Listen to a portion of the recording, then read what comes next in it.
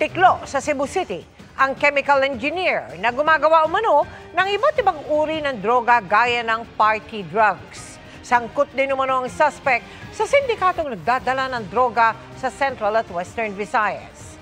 Nakatutok si Alan Domingo ng GMA Regional TV.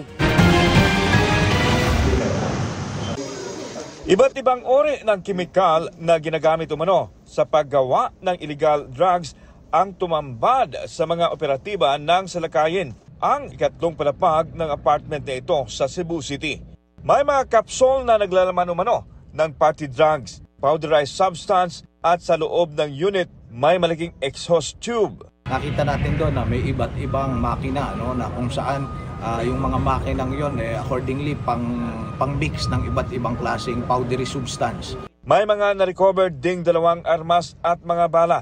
Ayon sa mga otoridad, 4 na buwan minamanmanan ang 32 anyos na suspect at isang chemical engineer. Dati na raw siyang nasakote sa isang buy bust. At dito sa inupahang kwarto, gumagawa umano siya ng mga illegal na droga. Pinakaulo ng sindikato ng ecstasy at cocaine na siyang responsable sa pagpapalaganap ng mga party drugs dito sa Central Visayas, sa Western Visayas at sa iba't iba pang karatig lalawigan. Online din umano ang transaksyon at idinadaan sa courier at delivery services ang paghatid ng mga kontrabando.